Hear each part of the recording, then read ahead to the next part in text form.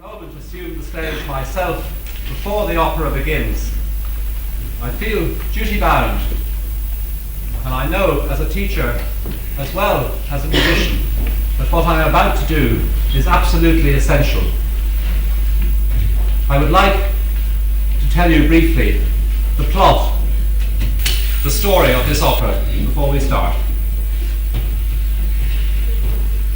Aeneas, a Trojan prince who is assailed in the Mediterranean, comes ashore at Carthage while fleeing from his sacked Troy. And he is in Carthage at the court of Dido, or Alyssa, who is the queen. The widow Dido, who appears in the first scene, is overcome with fear. She is worried. Should she give herself to this handsome hero who comes to her court? She's been through it all before, and she doesn't wish to be made upset for a second time. Her sister Belinda and the court try to persuade her to cheer up, not to worry. It would be a great thing if she was to marry Aeneas. And so when Aeneas arrives and she finally consents, the court in celebration go off to hunt. In the second scene, which takes place in a cave, the sorceress, who represents destruction and evil, plots to separate Dido and Aeneas. She plans to create a spirit in the likeness of Mercury, the messenger of the gods, who will bring a false message to Aeneas and tell him to sail away. And witches, part of this ugly group of people, agree that they will create a storm, which will mean that the people above who are enjoying the hunt will get wet and have to rush indoors. In the third scene, which is in the forest before the storm takes place, we are told what a beautiful place it is, why even Diana, the goddess of hunting, might come to this place. The hunting is so good, the weather is fine, it's just grand.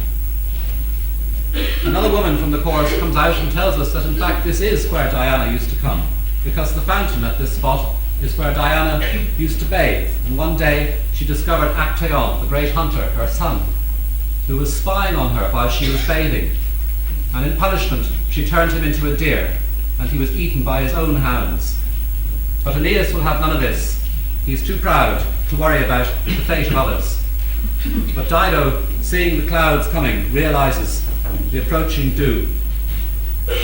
And so as they rush back to court, the false Mercury appears and gives Aeneas the dreaded message that he must sail away.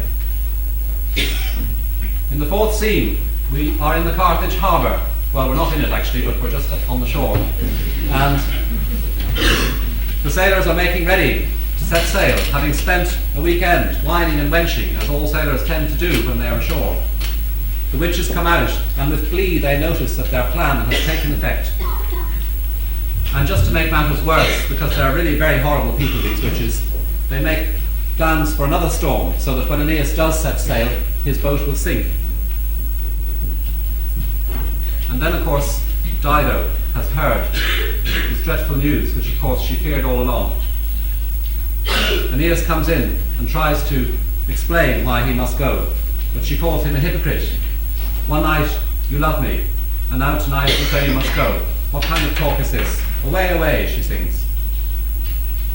And so Aeneas goes away, and Dido is left to meet her fate. After he is gone, all that is left for me to do, she sings, is to die. And so the chorus, which plays such a big part throughout this opera, comes on and tells us how it is extraordinary that two great minds should conspire against each other in order to bring about their downfall.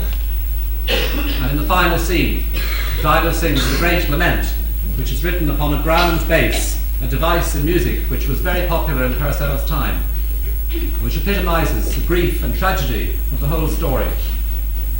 And as she dies, the chorus invoke Cupids to come on with drooping wings, scattering the roses on her tomb. We hope you will enjoy our show tonight. Thank you.